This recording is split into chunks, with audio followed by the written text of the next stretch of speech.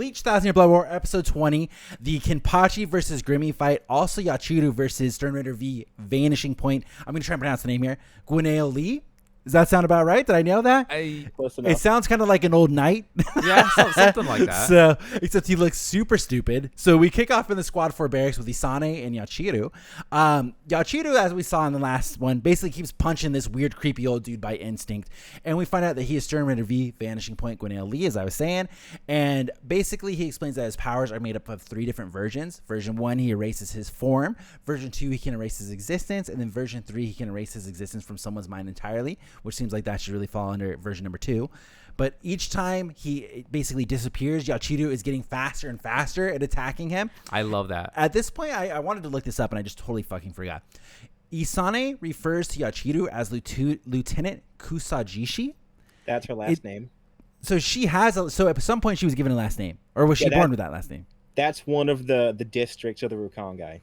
Oh, I see. Okay. Like he's Kenpachi of Zaraki. Got it. Okay, that makes sense. There you go. She said that, I was like, who the fuck? And then it was like, okay, let me look that up later. Totally just forgot. Did you think her name was Yachiru Zaraki? I just thought it was just straight up Yachiru, singular name, no other Yachiru, like just Yachiru. Oh, okay. Like Gremmy. That's what Yeah. Like Gremmy does have a last name. Okay, well, I don't know, maybe like Bazby. Does Bazby have a last name? No, his name is Bazby. There you go. Okay. Like Bazby, Yachiru, I thought it was the cool thing. That was it. But I guess, because, Zaraki is not one to give out last names. Where'd you get it? It's one of the districts. All right. Yeah, fair. So we find out that basically, anyways, after that bullshit, Stern Ritter V is surprised that she basically keeps coming at him based on instinct alone, and Yachiru is explaining how she is doing it, how she just keeps feeling a weird tingle the moment that she saw him. So she's just pretty sure that he's an enemy, and she goes on to explain that tingles that make you feel cold, hot, happy, those kinds are very important to trust. Kenny says that when he finds someone like that, he can't resist the urge to slay them. But Kenpachi's not here, so he probably won't mind if she just does it herself at this point. I like that. I thought it was funny. She's like, I don't need his permission to really destroy this guy. Super fucking cool. So she's digging through a box, looking for, we find out her Zanpakuto, but I assume that's her Zanpakuto that she pulled out, or did she just pull out a random one? It's hers.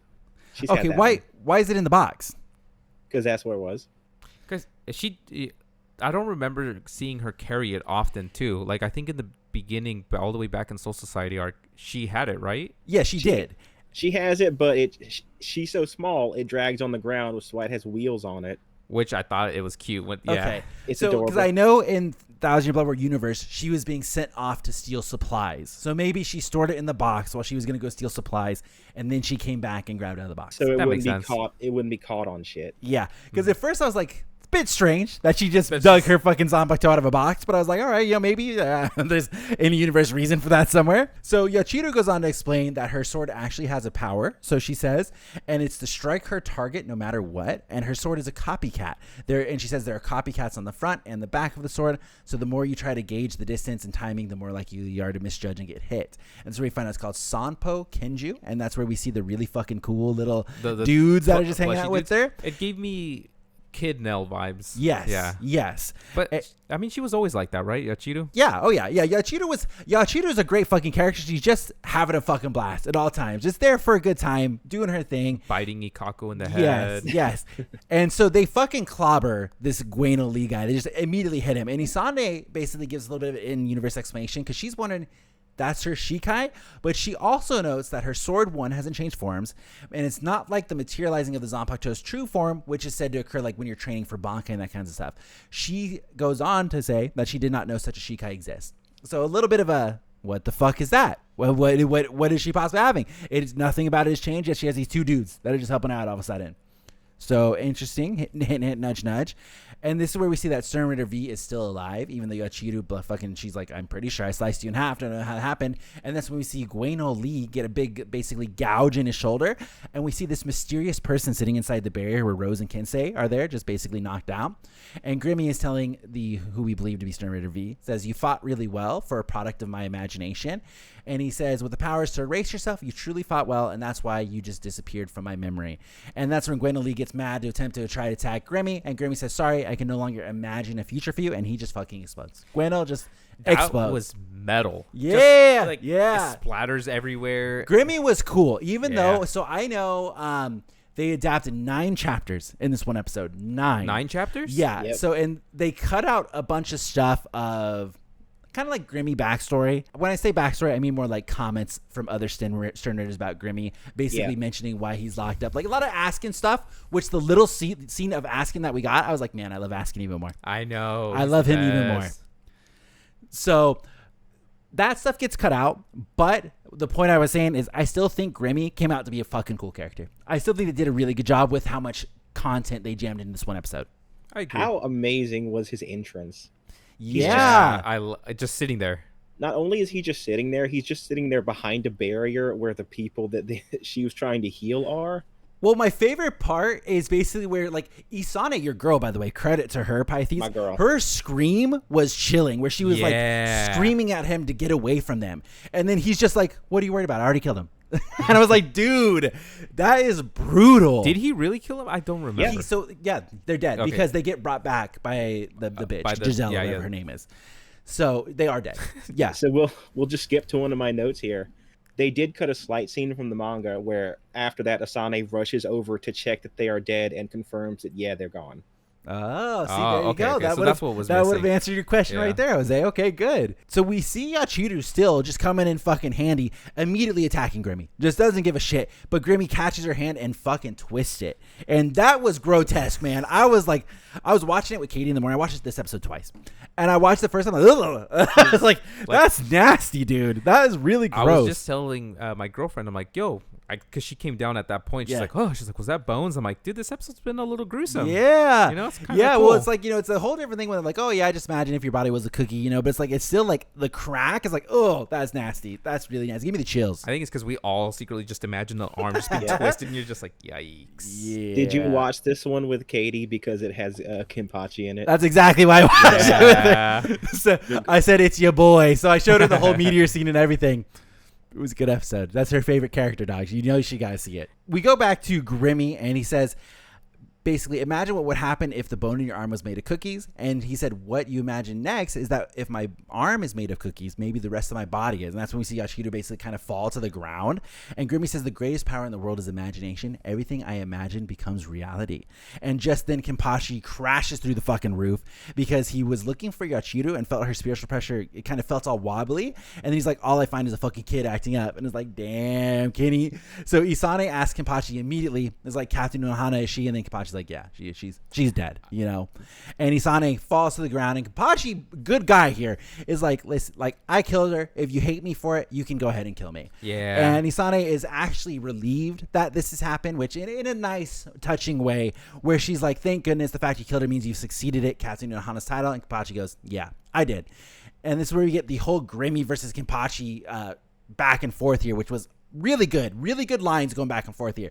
So he says, Zaraki Kenpachi, you seem strong, just as I imagined, which I feel like from step one, they do a good job where I feel, for me, I don't know if this is the whole point of this scene, I'm going to interpret it as this, Gremmy kind of sets himself up for failure, right? Yep. Because if his power is imagination, even from this first line that he exchanges with Zaraki, he goes, you seem strong, just as I imagined.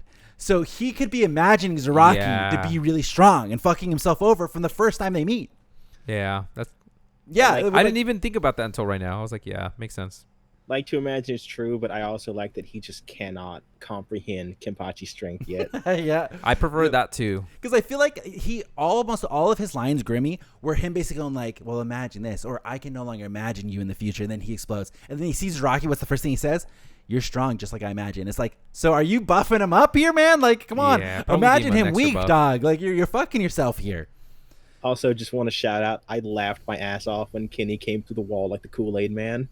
Yeah. Oh, yeah.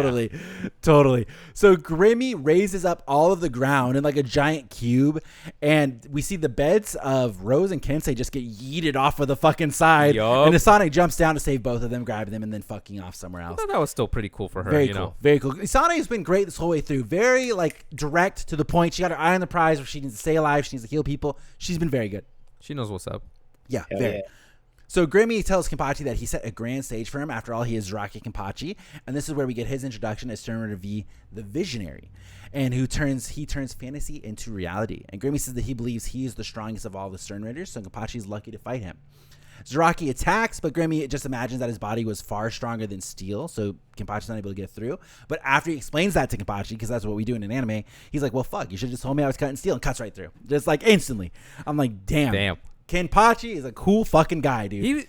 Just that whole scene and the he exchanges some pretty good whips at him. Yeah, he's a cool cat. Yeah. He's a cool cat. He knows Once what's again, fuck Kang-Do. What's the point of the iron? Dude, what the fuck? Yeah, imagine Kang-Do is like, that boy just stole my whole flow. He stole what the fuck? Yep. That's my thing. I'd be pissed. So this is when Kenpachi's like, your puny imagination can't create anything that I can't cut. You know why? Because I'm Kenpachi. And this is when we get the title card introduction, which is right before the mid-episode, little eye catcher, as it zooms in on Kenpachi's kind of busted ass edge of the sword. Yeah, I was just about to say, it was a really cool scene. Yeah, just I seeing am it, the edge. Almost serrated at this point, and it looks crazy. Very cool, very cool. So I have, after the mid-credit episode, I don't know if you guys saw what I retweeted on Twitter already, but somebody caught it. I didn't notice it, and I was so fucking excited when I saw this tweet. I went back and I loaded up the episode to make sure it was actually there. So we see a bunch of Soul Reapers below, basically looking up at this fight between Gremmy and Kenpachi. Mm-hmm. They're all sensing the spiritual pressure. Wait, are you talking about the dude with the... Yes. So a lot of them are cheering and like, yeah, he's finally here. We can win. We can win. In that crowd, all looking up at the Stern Ritter, bunch of random fucking guys. Not random, is one guy. The one dude. One guy. Maki makes his return. The GOAT. We all remember him. Yeah, here. we remember But for those listening who don't remember Maki, guy with the mustache, was always getting picked on by Yachiru.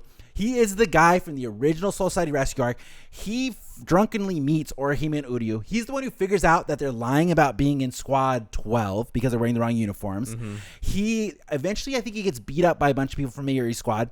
Then Uryu tells him to take Orihime away so he could fight Mayuri and take her to safety. He knocks out Orihime so that he could carry her to safety. And then he eventually runs around with Yachiru, Kenpachi, and Orihime trying to find Ichigo. He is the one. Yeah. He is the one that brought... He's the one who... He brought Orihime... He brought Orihime to Kenpachi, starting Kenpachi off on that fight where he gets to fight Tosin. Yep.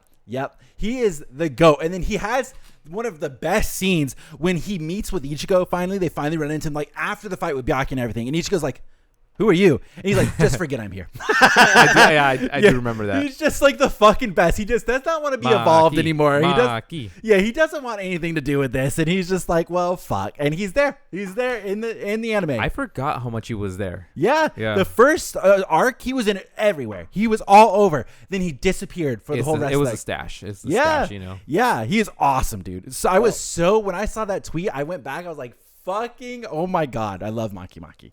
We got to give it to him. We'll just give a shout out. He was also in the manga.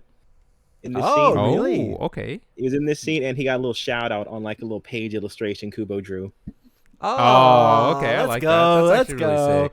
Kubo knows. So Kubo's the GOAT dog. Kubo, he likes all of his characters except for the Visors. That's the only group of characters that he doesn't except for the Visors. They were cool in thought. Mm-hmm. So They're Grimmy really cool comment.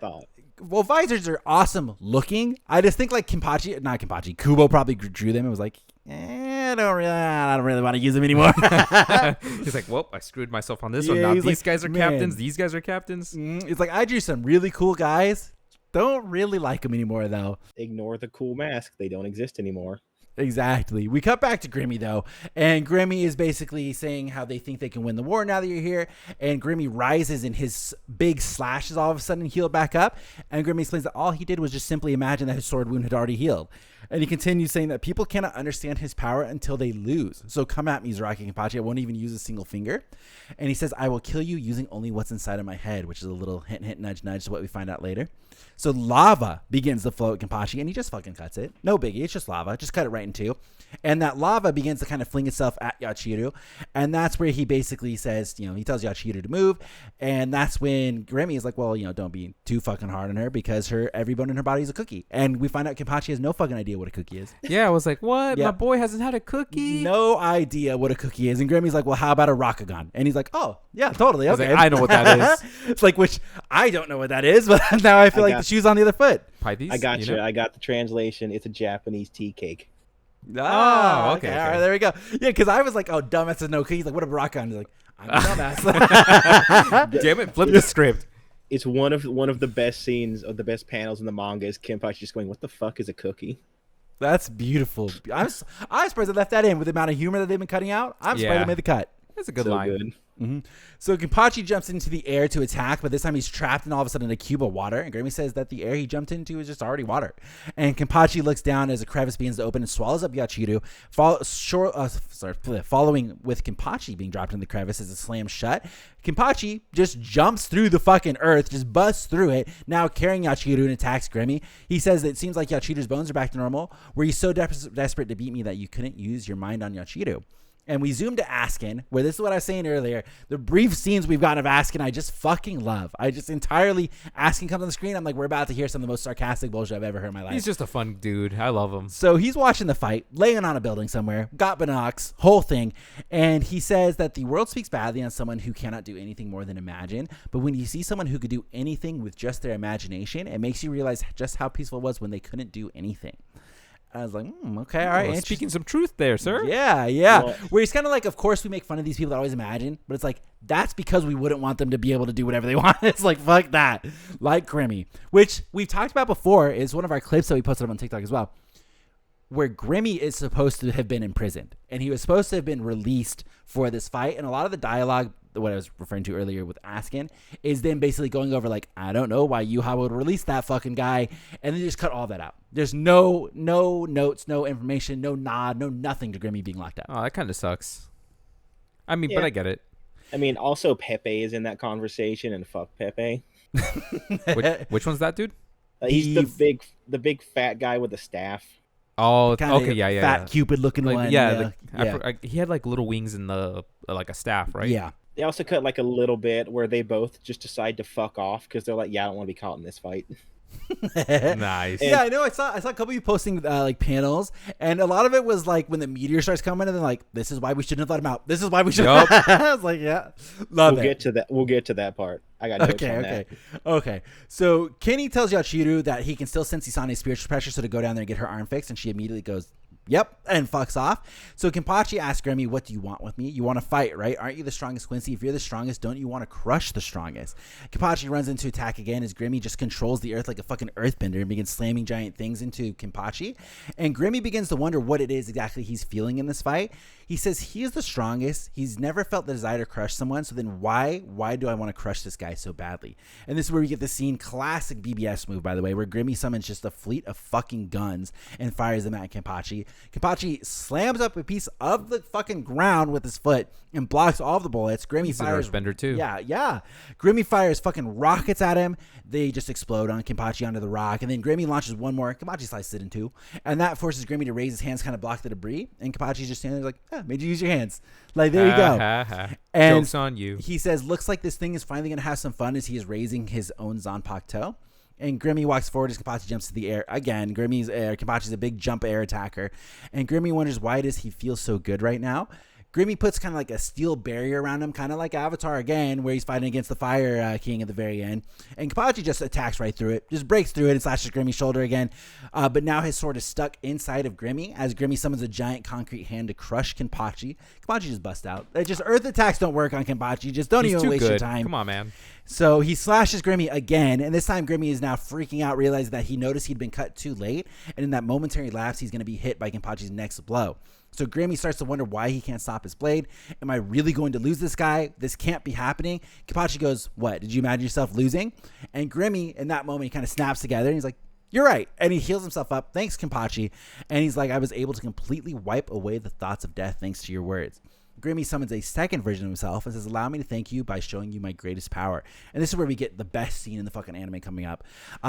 I can even create life with my imagination. And then we see the look back of obviously the stern narrator, the previous stern narrator V, Mr. Lee, Gwaynell Lee.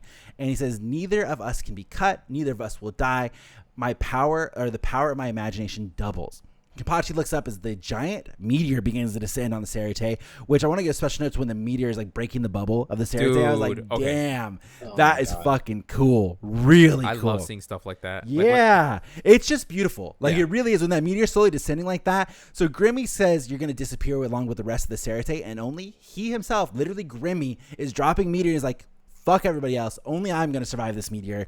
Best of luck. And Kenpachi is just smiling. He's like, a meteor? Never cut one of those before. And that's when we get, isn't this exciting? Nozarashi. We get the first little glimpse of his Zanpaku toe. And this is when the random Soul Reapers begin to panic because there's literally a fucking meteor about to come down. And Gremmy says, even if you killed me right now, it would be useless because the meteor is already part of reality. So he's already made it. He's already created it. It's already there. He says, it won't go away. It'll fall, wipe everyone out, and there's nothing you can do about it, Kenpachi Zaraki. We cut to Zaraki once again, looking fucking excited, just so happy about this. He says, do nothing about it. Maybe for you, as Kenpachi runs, jumps, says, drink, Nozarashi. We get a flashback at this point to Kenpachi meeting Yachiru, and Yachiru is kind of crawling towards him. He's like, what's your name, kid? No response. Like, oh, you don't have one? Neither do I. As Yachiru touches his blade, and then the meteor gets cut into fucking two by Kenpachi. We get absolutely fucking that scene where he's cutting the meteor. First of all, amazing, beautiful, love it. But the part where it goes black and white and he transitions back to his kid self. Yeah, with the smile on his... Yeah, he's just fucking smiling. It's just like awesome on so many levels. So many. Just like one, he's back to his OG state where it's like, I don't have any limits. Like, I'm going to fuck this shit up. Let's go. He's having fun in battle. He's just fucking loving it all the way through, and he just breaks it. And like shit goes flying everywhere all over the Sarate. It was a great scene. This is what Unohana died for. In a good way. Yeah. I will die to unlock his limiters, and you see... He's in a fight where he's cutting a fucking meteor in half. He's fighting a guy with 1,000,000 guns, and he's loving every second of it. With a smile on his face. Mm-hmm. That's why he is the Kenpachi, as he said earlier. The Kenpachi. Mm-hmm. The best. So we see Kenpachi Shikai, the giant fucking butcher knife, and it looks badass. Gremmy at this point is just full on like yelling, "You damn monster!" And Kenpachi's like, "Simple, really. There's just nothing I can't cut." I love that. He just keeps saying it the whole time. He's like, I can destroy everything. Mm-hmm. I got you. So Gremmy begins to duplicate himself even further, creating more copies. And Kenpachi says, making more won't help. Gremmy says, it will. I'll just kill you with something without form. Die in the vacuum of space. In space, your body fluids evaporate and your blood begins to boil. Kenpachi, you see fucking blood coming out of his eyes, coming out of everywhere as he's screaming as his face is being engulfed in space. And just then, it closes. Kenpachi's fucking Shikai breaks through space itself, cutting Gremmy in two. And Kenpachi... This scene is my second favorite in the episode, of his white eye just basically like crawling out of this fucking crevice like a monster. But he's like, what? You forgot to harden your body during that? And like just like Grimmy's cutting fucking to you. He crawls out of the shattered spot in the fucking glass, like the glass air, whatever the fuck you want to call it. And amazing. Just then, the duplicates of Gremmy basically reveal that he has hidden bombs inside of himself as they all attach to Kenpachi and explode. Kenpachi still just standing there, smoke coming out of his mouth. No biggie. You would have thought he just got tickled. Gremmy at this point is like, what the hell is wrong with you? Are you really a monster? He says, in that case, I just have to become stronger than you, as he begins to morph his own body, saying that this is the first time that he's ever actually wanted to defeat somebody. Just as he is about to reach Kenpachi, we see his fingers start to break apart.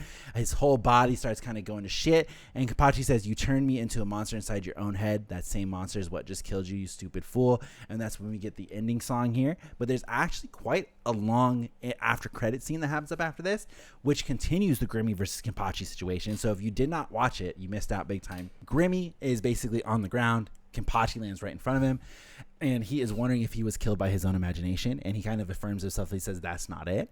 Gremmy says, my imagination was correct. It was just too correct. I was able to correctly imagine all of Kenpachi's power, but the one thing that he couldn't imagine correctly was that his own body couldn't withstand his powers. He says, it wasn't my power of imagination that lost you. It was this body of mine. He says, I wanted to win so badly, as we see a fucking jar holding a brain pop out of Grimmy's body. And Kenny's just basically like, the fuck did I just watch? Like, what is that? And Gremmy starts to explain, I told you, didn't I would defeat you without using a single finger. This whole body of mine was made with my imagination. It seems like my imagination is at its limits. It's going to be sad, a world where I can no longer imagine anything, as his body completely fades away and the jar holding the brain is just left on the ground in front of Kenpachi. And that is pretty much the end of the episodes there. We get the Candace end poem, Struck by Thunder, You're on Your Knees, That is My Desire. And the next episode is going to be Bleach 21, The Headless Star. Fire fucking episode. Yeah, couple of things. I have like a few things to note on the end of this episode. I'll start going down my list here. How the fuck? So I assume Gremmy's actual form is that jar, that head in a jar, or the brain in a jar. Correct. How the fuck did he get Yuha's blood? Hey, maybe that'll be answered in Can't Fear Your Own World. Wait, is that actually answered in Can't Fear Your Own World? Is that legitimately? I can't remember the answer, but I know the brain part shows up. No way. Wow. Okay, so this I was about to ask, what happens to the brain after this? So this might be related to my second thing. Mayuri has to get a hold of that brain, right? He has to. Somebody gets a hold of that brain. Interesting. Okay. Maybe somebody who I keep calling that bitch. Tokinada gets a hold of Gremmy's brain? That's upsetting. Interesting. That's upsetting. Is he able to use Gremmy's brain? Yeah. Hey, maybe we'll find out and Can't Fear Your Own World. Yes, we should be getting paid so many royalties, you in particular, Pythes, for pushing Can't Fear Your Own World, dog. That you should be getting advertising royalties for how much. It's like, hey, you want to know about this? Can't Fear Your Own World. Can't Fear Your Own World. Check it out. Slap him as a publisher so he gets a percentage of the sales. It's like, give Pythes his kickback, please. Sam, I am asking you, after this entire Bleach anime is done, can you just make a supercut of me saying, yeah, just wait till Can't Fear Your Own World? Yeah. Okay, I'll start marking it now. We'll see how many we get by the end of this. Oh my Lord. Every time we ask a question, hey, Can't Fear Your Own World. Interesting. Okay. So outside of the whole brain jar discussion, this episode, out of all of the episodes, Core 1, Core 2, felt the quickest. That was a quick episode. It's probably just because it was a lot more action, less talking. Yeah. So much action. Right? But I mean, it was also the most chapters that they've adapted to an episode. 9 chapters. Obviously, it's mostly action, as we said. But still, 9 chapters to one episode. They fucking jammed that whole thing in there. And it felt like the quickest episode. It was so fast. Yeah, it really did. I remember sitting there and I'm like, okay. For me lately, the Saturdays have been like Saturday morning cartoons. I wake up, I just turn it on, I go downstairs when my girlfriend's asleep, enjoy myself. But that's a great I was like, way to wow, watch this Bleach, is fast. It's been really nice. I'm just chilling down there with my dojis. I'll just tell you, so I forgot to mention, last episode was the end of volume 63. Oh, shit. So except for the last bit that we'll cover next episode, this was almost all of volume 64. That's crazy, man. Like they jammed so much shit into this. It was incredible. To be fair, a lot of the manga panels were reaction shots of characters. You know, here's a panel of the arm swinging. Here's what it cuts, and they can just do that in an instant. In the anime, True. Yeah. It went so fast, but they didn't cut out a whole lot. Oh, okay. That was my next question. Is I don't remember if they did cut stuff off, like at least a big amount. Yeah, there's one scene they kind of cut on, and I'll get to that later. But Sam, finish your stuff. Okay. Well, in terms of cut stuff from what I know, even like what Pythes was saying, all the stuff that I saw is just reaction stuff, like Basby reactions, fucking, As not doing reactions, like all that kind of stuff. So we didn't get what we did like back in the old Bleach, where something would happen and it's like face. Yeah, face, like face, when they were face, fighting face. Aizen and they went, which is like everybody's reaction now. They cut all that shit out. So I'm sad about that. Well, that was the thing I was going to mention. So should I go through that? Yeah, go ahead. Yeah. Do it up. So in the manga, they are all actually legit freaking their fucking minds because there's a fucking meteor coming down, and it's Basby screaming like, "What the hell? Why is Gremmy doing this? Why did they do this?" Random Soul Reapers and Quincy's that were just fighting each other look up, freak out, and run the fuck away. Nice. Dude, I wish that would have been a scene, because I feel like they've done such a good job showing all the wars going around. That would have been perfect. Is Askin looking up like, this is why I said they shouldn't have let this fucker out. Dude, I gotta say, okay, if I'm self-casting myself, I'm asking. All Sam right? wants to be I'm asking. Yeah, I would super be. sarcastic. I feel too that. would be I feel sitting that. on a tower somewhere, minding my own business. I too would be salty as fuck that somebody's calling down a meteor. I'd be like, dude, we shouldn't even let him out. Like, this is Fuck some horse this shit. guy. I didn't care if we lost the war. Fuck this dude. It's like we should have kept that creep in this fucking cage. Yep. Also, did you note that when Askin was on the roof, he also had like a nice pillow to rest Yeah, on? I know. Yeah, he he was did. vibing, dog. He was having a great time. Had his binocs. He was just watching the fights. He was watching all. I'm imagining he saw every single fight, and then Gremmy showed up. He's like, God fucking damn it, we're all gonna die. Yep. Let's see, Renji. There's a shot of Renji asking what is happening. There's a random Soul Reaper going, "No, it'll be fine. The barrier will protect us," and the meteor breaks through the barriers. I have a question about the cut stuff with, like kind of mentioning that Gremmy should have been locked up during this, where they obviously no reference of that in the anime period. Mm-hmm. Could you have argued, obviously not because Yuha's almighty, literally the almighty, all-powerful, but if I was on the other side as a Soul Reaper and I heard them talking about how Gremmy used to be locked up, I was like, oh, you guys must be pretty down bad to release that guy, huh? You think you need to use him against us? Mm-hmm. Fucking losers.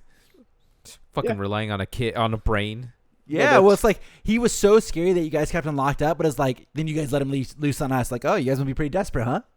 We're just that badass. Use them. I'd think that, but I mean, to be fair, the only person that says anything about being locked up is Askin, and he's kind of saying that to nobody. Okay, that's fair. He's just monologuing, he's just a little pissed off that a meteor's coming down. That's all. I mean, I would be too. Yeah, and the last thing, which I thought was really interesting, is Ugram yelling at some Quincy's, "Go protect His Majesty." Oh, interesting. So I'm sad they skipped out on that because it was cool. Yeah, because that would have really have shown where it's like Gremmy potentially is telling the truth when he says that he is the strongest of all the Quincy's or the Stern Ritters at that point. Where it's like even Jugram is like, somebody go protect the Majesty. Like, go now. Yeah, he's like, there's a whole damn ass it, fucking who meteor gave the going order? down. I did find it interesting though that when the meteor did get broken, the bubble immediately repaired. Oh yeah, I forgot about that. I didn't notice that. Yeah, so they broke it. The bubble immediately sealed itself back up, which I don't know if that happens in the manga. I have to assume they probably did that. Where it's like, thank fuck, now we can keep using our dark backgrounds. Yeah, start switching. Like we cannot burst that bubble because then we have to draw backgrounds. We're fucked. Yep. That's it for me. That's all I got. So it was just a couple of things on the tidbit, and it was mostly action. I thought it was incredibly well done. I have a question for you guys, and this is definitely after that we've seen 3 incredible episodes back to back to back. Renji versus Master Masculine, Rukia's Bankai, as not that whole thing, and then of course Kenpachi versus Gremmy. What is your guys' favorite of the 3 episodes? I can say that I watched this episode with just a smile on my face the whole time. I'm with Pythes on this one. I just had a better time on this one, but I do think Rukia's Bankai, even though we've seen it, was still pretty badass. Okay, so you guys enjoyed the Kenpachi versus Gremmy fight the most? Yeah. Yeah. Okay, I'm going to go complete opposite here. I enjoyed the Rukia episode the most. I think that was the most satisfying. I think it was the most well built up. Rukia got her moment. I love the Rukia Byakuya scenes. I think that was perfect. It was really, well really deserved good. for her. I think the pacing of that episode was very, very good. I think this one was super, super quick, but it was all action. Yeah. So it's kind of 2 differing things. Now, here's my follow-up question, because I figured you guys were going to say the Kenpachi one. Which had the better animated fight? Kenpachi versus Gremmy or Renji versus Master Masculine? I think Renji had the better animation. I think agree so with that too. Yeah. I saw a lot of people talking online about how amazing the Kenpachi versus Gremmy one, but I was just thinking that one scene, I tweeted it out, where fucking Mask is pummeling Renji and he runs through the towers and jumps off the rubble to go continue punching Renji. That was fucking incredible. Yep. I think that was more well animated than anything I have seen so far. It was just so good, where I think that takes the cake for the animation. The only thing I think would hold a candle in the Kenpachi one is what I already mentioned with him going back into his kid form, but that's a totally different kind of animation, Yeah, but it's a really cool trope, and I've seen it done a couple of times, and it's always done really well. The black and white, like the manga thing, is awesome. Yeah, I love that. Yeah, it's done a lot. That was incredible. I don't think it was a more well animated fight sequence than the Kenpachi or the Mask the Masculine versus Renji. Well, here's the deal. The Mask fight was an actual fight. While I loved the Kenpachi fight, it was Gremmy throws some bullshit at Kenpachi, and then Kenpachi cuts it, and Gremmy freaks out. True. It was kind of like a battle of wills almost, whereas like Gremmy was launching shit and Kenpachi just had to withstand it, and he would eventually win. Like, and Kenpachi is getting fucked up. Like, it's not like it's having no effect. I mean, his clothes was all ripped And up. it He was shows bleeding. like at the end when he's getting all fucked up, and part of what makes it work is because like even when he gets like the smoke, when he gets blown up by Grammy's duplicates, the smoke is coming out of Kenpachi's mouth, and that just like furthers whereas like Grammy's like, you're a monster, like you're a fucking monster, you're breathing fire. This is coming from Gremmy, who Askin is calling a monster. Yeah. So here is my ultimate question for you guys. All right. So this has been your favorite episode of Core 2? I've kind of liked all of them. Okay, well, it's been hard for me to pick one. Pick one. I'm putting you guys on the spot. What is your all-time favorite episode? I would say we're about halfway through. What's your all-time favorite episode of Core 2? I'm gonna say the Rukia one for me. Okay. Even though you said you like the Kenpachi one better, Jose. I do like the Kenpachi one. Like in terms of this, I like the whole episode. Okay. I just love Master Masculine so much. Okay. So let's say we take you like the Rukia one, Jose. Pythes, you like Masculine is your favorite one of Core 2 so far. Is that better than the Yamamoto fight that we got in Core 1? No. I think the Yamamoto fight that we got in Core 1 is still the best episode of Bleach Thousand-Year Blood War we've gotten so far. I 100% agree with that. I think that was just incredible all the way through. I would be hard pressed to see that one beat it. Alternatively, I think the episode where Ichigo finally returns to Soul Society for the first time also beats all three of these episodes. Maybe that'll happen soon. No, I mean, in Core 1, when we get the first-person shot of Ichigo burst through. Oh, that was hype. Yeah, we get the Please Save the Soul Society. We get him rushing over to Yuha and fighting. I think that is still better than... So those two episodes, I think, beat all three of these episodes on their own. That I agree with you. I would say yes. And that's saying something, because I think these last couple episodes have been so amazing. Yeah. I just think, unfortunately, like I feel like these episodes, it's still in the beginning stages of this grand war that is officially ongoing now, where the first invasion was like a fucking stomping, where like, unfortunately, those fights and Ichigo returning was at the end. So like that was like the hype, that was the hype of that first invasion, where this is still kind of like in the middle grounds of this second invasion. I agree. All the fights, even though they've been good, it feels kind of like filler because all the shit that happens later is so much more important.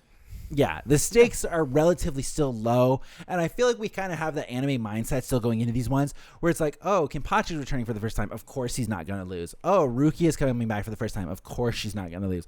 Oh, Renji's here. Of course he's not going to lose. That's not a given. It's Renji. Yeah, okay. That's true. True. That's a flip of the coin on that one. But, I mean, the anime trope, right? With, like, they get their new ability, they show up for the first time. Of course they're going to dog walk the person that they're fighting. Yeah, it's an anime thing.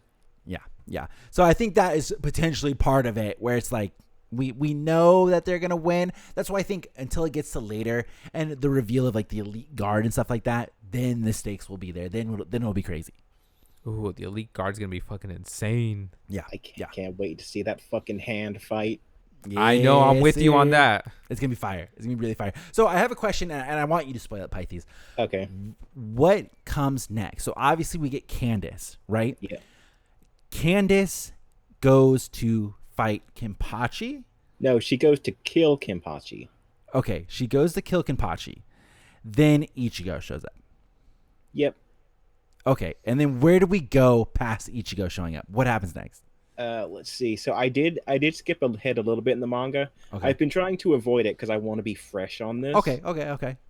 But Well, don't ruin it if you don't want to. Okay, well, from what I remember, Candace shows up and she's like, Kenpachi's hurt. I need to kill him now because he's a fucking problem. He just killed Gremmy. And then a bunch of people are like, oh shit, Kenpachi's about to die. We need to protect him. And then some other Quincy's like, we can't let that happen. And then there's a big scuffle that happens. Okay, so that's probably what we're going to see next. That's kind of sick, though, that it's like a kind of fight over who can keep Kenpachi or kill Kenpachi. That's kind of sick. And then like all the Bambi show up. And then the boy. That's when you see the skull in the like sky, I guess, or the bubble? Yeah. That's when, by the way, I was fucking wrong. I thought Ichigo showing up would be the last thing that happened this season. That would be almost next episode, wouldn't it? That should be next episode or episode after. Damn. Damn. baby. Oh my Okay, God, okay, all right. We're looking real good then. Well, let's hand it over to Pythes. Anything we missed? Anything you want to expand upon on this episode? Well, besides the fact that we just started a new volume, we're already done. Yeah. Yeah. All the visuals in Gwen Lee's power explanation are just better in the anime. Okay. They are cool, and I like the part when he said he was gonna go step version 3, and he kind of starts like expanding into this weird fucking shadow monster. That was Yup. And then Yachiru punched him in the fucking face. cool. yeah. On instinct. I just wrote Yachiru is rad. Yeah, awesome character, really good. So- There was a Twitter account that is named Daily Yachiru, Oh, and I someone love that. goes, "Man, this account's about to run out of content real quick." I was like, "Yep, that's true. That's true." Okay, so they did skip a little bit of dialogue in the manga. Gwenol is like low key salty that Yachiru just assumes he's a bad guy. No, really? Yeah, because like when Yachiru was punching the shadows, Isane's like, if you feel something, don't just randomly attack a fucker you don't know about. And Yachiru's like, well, I don't know. It felt kind of weird. And he's just like, yeah, that's right, tall girl. If you got a reason That's to right, attack- tall girl. If you got a reason to think I'm the enemy, just say it. I'll take it into consideration. That's fucking funny. He's That's like, great. Oh. He's kind of salty. It's so funny. So I just wrote, it's been so long I've waited to look at that fucking dance animated. Yeah, love Yeah. that shit. Love it. So Sanpo Kinju means three-sword beast. Cool. Okay. And I noted, oh, it's got kin in the name. Kin means sword. She is Kenpachi's sword. Oh. And Kenpachi's name has kin in it. Yeah, So it all there we comes go. together. Yeah, see, we talked about Isane running to check if they're dead. Kenpachi bursting through the wall like the Kool-Aid Man. I love that Kenpachi doesn't even move when Gremmy's just making his arena. Yeah, sick. Yeah. Sick. He's just like, yeah, this is neat. Yeah, he's like, let's fucking go, dog. I'll Hey. take an arena. Less things to get in his way. And then we mentioned it before, but it goes so hard when he says, "Your imagination can't create anything I can't cut." Yeah. What a beast. So the anime improved something. Yachiru falling into the crack is only in the anime. Oh. He also carries her out of the crack in the manga. Kubo just did draw her falling in. So I remember this scene, and I don't know if we're going to get it next episode.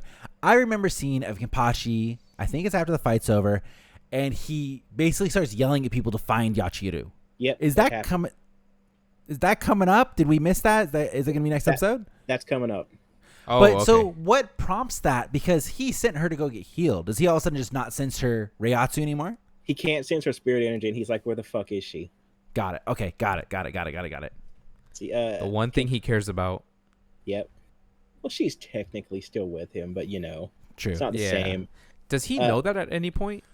I think he figures it out eventually, but right now he's got no fucking clue. He didn't know what a cookie was, Jose. I mean, yeah. Like, come on. He's not that bright. I will later. I will send you the panel of what's a cookie. Oh, Okay. that would be So- a good shirt. So it mentioned. I'm glad you mentioned it, Sam. When it zooms in on Kenpachi's sword looking beat up, because Mhm. Nozarashi means weather beaten. Oh, Oh, sick. That's okay. sick. Grimmy's death is slightly more graphic in the manga. It doesn't cut to his fingers. It cuts to like his neck muscles ripping apart and Ugh. like his ribs like splitting through his side and shit.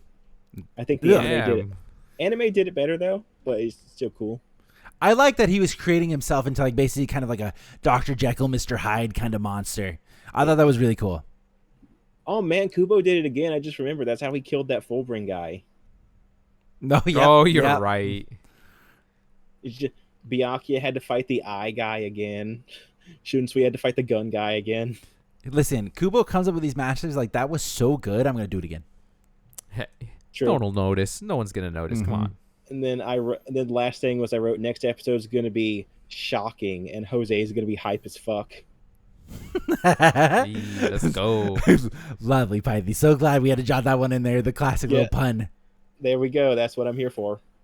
Okay, all right.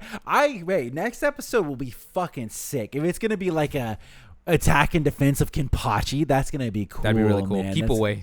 You yeah. you could say it'll be electrifying. I'm not gonna laugh at that. You're having a good time. I refuse. I refuse. I'm having so much fun because Sam hates it. I'm glad that brings you joy. But yeah, I think a lot of people have been waiting to see Candace. So I think people are going to be really excited for the next episode. Bambi Squad is always fun. I think that's going to be a lot to look forward to. I'm just interested to see where they're going to go going forward. How many episodes do we have left? Probably. What are we on? 7 or 8? I think 7. 7 out of how many? Is it going to be 13 again? So it's gonna be depending 13. on what you count, it's going to be 13. But I think they're going to do the same thing again where the last 2 episodes are going to be kind of so conjoined. it's like a split one? So potentially 5, potentially 6, however you want to count it. It's going to be good. I don't know where they're going to end. It's like I truly have no fucking idea. Me either. I'm just along for the ride at this point. I've seen a lot of people saying that they are going to add a big Uryu versus Ichigo moment. Oh, okay. I could see that. I think that most of that is based off of the trailer, or not the trailer, the opening theme where they kind of set up this Like Ichigo versus Uryu kind of set up here. They do have a scene like that in the manga, but it's not very well fleshed out. So if they just expand on that, it'd be cool. Yeah, I bet that's what they'll do. I think that would be, because I don't know if we talked about this last episode. I've been thinking about this a lot. I don't buy in to the Uryu versus Ichigo thing. I think we touched on this a little bit last time. Does anybody? It's just like, I feel like Uryu is not a rival to Ichigo. Like, I can't believe it. I don't care. It's like, and there's no world in my mind where I see Uryu defeating Ichigo. There's no world where I see this, Goku and Vegeta thing even. I don't even think they're that. It's like Uryu has been so sidelined that I don't see him as a threat. Like that's ridiculous, man. Especially if, let's say, Ichigo comes down and he is par to par with Uryu after he's been training with Squad Zero. I'd be like, dude, come on. Like, that's ridiculous. Yeah. I could see that. It is a symptom of Kubo kind of sidelining the other characters just to show off how cool the Soul Reapers are. Yeah, it really that makes does feel like sense. if you're not a Soul Reaper, you did kind of get left behind, unfortunately, especially with the races. Chad. Yeah, well, I was gonna say, we had a whole talk about Chad. Yeah, I can't buy into the Uryu and Ichigo thing, and I just don't know how they would fix it.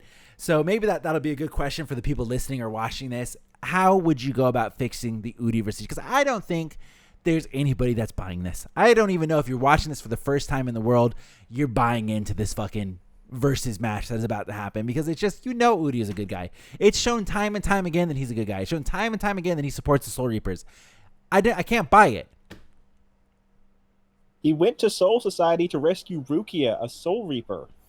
Yep, and it's just like, even with fucking the whole Espada arc, he's also helping out the Soul Reapers the whole way through. It's like, man, I get what they're trying to do. I get they're bringing in this new race. Somebody's got to be like our vision into what they're doing. But like, Uryu, like, I don't give a shit about Uryu. We've always felt that way about Uryu, though. But I kind of feel like his whole family, like, even let's say Uryu didn't change sides, but his dad did, I would still be like, his dad's a good guy. We already know they're both good guys. At the end of the day, both of them are good guys. And it's like, I can't buy into this. Well, okay, here's my solution. We straight up copy the Wakamuno arc. We have him basically be forced into being a Quincy, or forced into being part of a Stern Ritter. Like, hey, participate in this or we'll fucking kill your dad. Okay. I would dig that. You see him taking part in fights he's not down for. You'd see him maybe accidentally kill a couple Soul Reapers. And then you could have that he knew. Yeah, that he knew. And then you could see, like, he's trying to accidentally sabotage this fight from the sidelines. I think it would need to be something along the lines of, like, not only killing his dad, but he would also have to kill, like, Ichigo, Orihime, Chad, like, all of them. It would have to be something really high stakes, because he doesn't like his dad that much. Doesn't give a shit. So True. it would have to be something along the lines of where it's like, even to a certain point where he could be trying to kill, let's say he has to kill a Soul Reaper, and he's like, yo, Ichigo, I'm doing this for you, dog. Like, I'm trying to sort this out for you. And then, Ichigo is, of course, Ichigo, and wouldn't believe it, right? I mean, that conversation does come up later, because he is doing it, but I don't buy it either. I don't think anybody does. Yeah, that's why it just kind of feels like it's a slap in the face the whole way through. It's like, I feel like potentially it'd be a bit more believable if we saw Uryu doing things. Like what if he wasn't just standing around? Yeah, what if instead of Jugrim killing King Do in BG9, it was Uryu. Oh, Like, that'd have been a Uryu good change. executed That would have him. been really cool. Like, then we would see Uryu's getting his hands dirty, man. It could have been Yugrim being like, "Hey, Master needs you to kill these." Yeah, it's like, hey, you're the successor. You do it. Prove your loyalty. Instead it's just Jugrim doing it, where we already know Jugrim's loyalty. It's not no, we're not gonna get a fucking betrayal from Jugrim. It's like we already get that. Same thing where it's like if we, like you were saying, if we saw Uryu glacking Soul Reapers out there, then we'd be like, oh shit. Like, what if Uryu killed a Soul Reaper that we knew? Then it'd be like, fuck, maybe he is. Yeah. What if that's he got true. Maki Maki? Oh, that would start a riot, dude. Okay, Dog, come on, man. don't go Maki there. Maki's a Don't goat. go there, Pythes. Oh my lord. And My heart. You know what? Like, Uryu wouldn't have to feel bad if he killed Kangdu and BG9 because, hey, they're the bad guys. It's true. True. He's still proven his loyalty, so he's not technically disobeying Yuha. He needs to do both. He needs to kill the Soul Reapers, because then he also needs to kill King Do and BG9, but they need to add the portions where basically King Do is begging for his life. And then Uryu has to still pull the trigger. Yeah. That'd be really cool. Yeah. Like I think that would solve it. He needs to make some hard choices, and I don't think he ever does. His hard choice was, I guess I'll hang out with this mustache man. It's like, fuck it, I'll be the mole. I don't care. It's like, this will be good. And I get new powers? Fuck it. Let's go. Hook it up. Yeah. I get new powers. All he has to do, he's kind of bullied by Jugrim a little bit, who doesn't buy it. He doesn't buy his shit at all. Yeah. That's about it. Yeah, which, for being the Almighty and seeing the future, Yuha sure buys into fucking Uryu's thing real quick. He doesn't, but he's like, he can't do anything. Yeah, I'm the Almighty. Fuck it. What are they going to do? He was too cocky. Yeah. That's what always happens. Oh man, when you remember what the fuck actually killed Yuha, it's gonna be so fucking funny. I mean, I remember what kills Yuha, and I assume this is what you're talking of. We'll see if my boomer memory is correct. It's Ichigo's kid. Well, that happened. I mean, before that. Okay, so that's not the one we're talking about, because that is technically when he is dead, right? Yeah. Is when Kazui just basically goes, "Oh, what's this?" Blank. Just I have- zaps it out of existence. I have thoughts on that. We don't have time for, so we'll get to that like at the end Okay. of the series. Okay, yeah, Okay, save cool. it. We'll save that because I too have thoughts on that. We'll save that until and then hopefully we'll do a reunion when that finishes. We'll do a Hell Arc. We'll revisit the Hell Arc and we'll talk about that. Because, hey, I put the clip up. Okay, I don't know if you've seen it, Jose. I put the clip up of us talking about if you could change anything in Bleach, what would you change? And Pythes my said God. a funeral for Ukitake, and there are multiple people in the comments going, "Dumbass, he got one in the Hell Arc, didn't you read it?" And I was like, The funeral happened like 12 years later. I want a funeral in the moment. yeah, Yeah. I was like, oh, I didn't remember that. It's like, so I just tagged Pythes. I was like, I just want someone to be sad about him, man. yeah, that shit was so funny. He sacrifices himself, and they never cut back to it. True. True, Which yeah. is still a good reason, and it's like Yama got a little bit of a thing, you know. It's like there's no reason, but you could argue that when Ukitake dies, they never stopped, you know. It's like they just kept going. Whereas Yeah, like that's true. for Yama's thing, they had a little bit of a breathing room. I fucking love all of those comments. I love reading those comments, dude. They're so funny. Dude, so funny. One guy, when we were talking, I posted two talking about us with a Zanpakuto toe. This is a very meta conversation of talking about clips. But somebody was like, haven't you seen in the anime, they had a whole arc about what happens to the Zanpakuto spears and stuff like that. I saw that. I was Oh out my eating. I was God. like, wait till I get home, about to smack you upside the head when that's a filler arc, you dumbass. Like, I'm about to go in the comments and murder you. Is that is a fucking filler arc. Just planning it. Somebody all else beat me to it. day. Yeah, somebody else did it, and this is on. We don't normally get a lot of engagement. This is on Facebook. That the comment happened. Oh, that's where it came from? Yeah, this is on Facebook. And somebody else beat me to it. It was like, that's a filler arc, is not canon. I was like, thank you, Yeah, because he came in hot. He's like, these guys have clearly never seen the anime. No, we haven't. You definitely don't have a podcast going through every arc of this fucking anime. Yeah. Definitely don't read the manga. Yeah, and then I was streaming on TikTok, and our boy Gabe was here, boy. and Was he wrecking someone. people? Well, no, we were having a great time, and someone was like, "Oh, I really like talking to you because you're very knowledgeable about Bleach." Gabe just goes, "No, he isn't." I'm just like, "Fuck," and I'm like, "Yo, to be fair, I'm not. I'm not knowledgeable on Bleach." I told him, I was like, I really am not. I would call I'm a Bleach enjoyer. Like I don't have an encyclopedia knowledge of this thing. I just enjoy Bleach. It's special to me. And Gabe's like, he doesn't know shit. It was just like, all right, Just all right, roasting. thank you. Gotta rep Court's daddy. Yeah, I was just like, all right. So, I mean, it is what it fucking is. Any other notes we want to touch on the episode? Anything else to pass on? Sam, I'm gonna give you points because guess whose name I fucking forgot? Who? Maki. Hey, let's go. When I was looking at him in the manga, I was like, "What the fuck is that guy's name? Is his name like Jiro or some shit?" And then Maki. And then you were like, I felt like you were teasing me. You were going, you know who it is. You know who it is. We know this guy. I'm like, please say the name. You're like, just tell me at this point. I hate you. He's gonna sit there. He's like, please don't throw it to me. Please don't throw it to me. Normally, I'm like, yeah, throw it. I can't wait to actually you. Yeah. But I was like, don't ask me because I'll be like, yeah, you know that guy. Yeah, that one dude with the like little pencil stash and the slick back. Dude, I was so excited. Oh my gosh. Was everybody down on that floor? Was it all Squad 11? From what I could tell, it was just randoms across the board. Okay, I was just gonna say they all had different hairstyles. A lot of, if you remember, Shunsui told all the Soul Reapers to go find the closest barracks and basically gather back up. Obviously, that's also where the healing was taking place, so that's one of the best barracks you could go to. Yep. But yeah, it was just seemed like it was a mixture. Okay, cool. Mm-hmm. All right, that's everything I got for the episode. All right. Well, that was a fun episode. I really think they knocked out of the park with episode 20. I am interested to see what they do with the upcoming episodes in particular, because I think we're just kicking off with some of the cool shit. We've had 3 banger episodes back to back. Can they go for the 4-piece? Can we see? I mean, they got a hat trick now. Let's see. Yeah. What, Yeah. I mean, go for the 4. To be fair, I think the episodes before this were good. I still enjoyed the Bambi fight. These were just, like turned up a little bit. The Bambi fight was good. I just don't think it was as good as the last 3 episodes that we had. It surely wasn't, but I still enjoyed it. All right. Well, I mean, hey, that's all you can say. Like I said, I think us as a whole, probably the people who listen to this, I think we're Bleach enjoyers. All right. At the end of the day, you could still be a knowledgeable person on Bleach, but we enjoy Bleach. It's a good time. You just got to watch it and have fun. We all collectively enjoy it. Yeah. Yeah. We just got to enjoy. You guys remember more than someone who's read it once and never again. Okay, there you go. We're somehow we're an edge above. Yeah, we're an edge above. Somehow. Mm-hmm.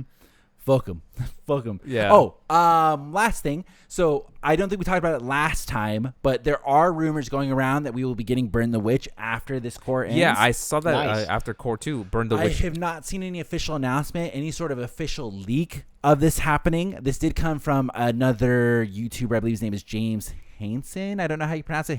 James Hansen. I don't know how you say it. He's one of the Bleach tweeted it tubers. out. Yeah, he's pretty reputable. He said that this is going to happen. He said that the only reason he tweeted out was because somebody else already leaked it. So potentially that is going to be the case. Both anime and manga is what he's saying will be returning. Wait, both? I don't know how that's possible. Yeah, both. Huh. Also another rumor, which this shouldn't be anything out of the ordinary. Season 3 of Bleach Thousand-Year Blood War will be 2024. Obviously, that should be pretty obvious based off of the release date of the last one. But I don't know if it'll be like, example, this one started when this one started July. Will the July. next one start even later? Will it be a fall season anime, like maybe a little bit year and some change, or will it be July again? We don't know. But I just saw that obviously Burn the Witch after Core 2, and then Core 3 should be 2024 as well. Dang. Which, if that's the case, 2025 is going to be a good that's year. going to be some good content. What are we going to do to fill time when Bleach isn't on? We will each go through and pick our top 5 list of women. In Bleach? In Bleach? Yeah, in or Bleach. just- In Bleach, Okay. of course. Okay. Please bring us both on. I was like, this is a Bleach podcast. I'm not going to be, all right, Jessica Alba. Shit. Oh, God damn it, guys. Yeah, in Bleach. Yeah, we'll figure it out. I'll figure it out. We'll figure it out. It'll be a different topic every you time. go. We'll There just you go. bring There you in go. a random one, put it in a jar, and just pick one. Yeah, Just if you had to pick a bodyguard and it was one Bleach character and the rest of the Bleach characters were going to hunt you, But only side characters. there you go. That's actually a fucking fire topic, Jose. Only side characters. Yep. Yeah, we'll figure it out. Yeah, no biggie. All right, well, that's it. We're not going to spill the beans on that right now. Thank you guys for watching. We do appreciate you guys. We've gotten a lot of support on this podcast, so I do want to take a moment and just genuinely say thank you guys. Whether it be from the clips, whether it be on TikTok, whether it be Instagram, Facebook, Twitter, whatever it is, you guys have been super, super supportive, and I do really appreciate it. We all appreciate it. I'm going to speak for everybody here. So thank you. Make sure, of course, you guys are subscribed to us on YouTube. If you haven't, We are the most active on Twitter, so follow us on Twitter. If you just want to stick around for the clips, the best place to see those are either Instagram or TikTok. I'd recommend TikTok. You guys are fucking toxic as shit on that app, so I recommend that one. And then if anything, if you want to listen to the audio version, we are available on Amazon, Spotify, Pandora, on all of the things. So wherever you get your podcasts, you can find us there. Tell your friends. Our SEO is horrible because there's a band called Bleach Boys. So anything you guys can do to boost that, thumbs up. All right. We will see you guys next week for some more. Thank you guys for hanging out once again. Bye, everybody.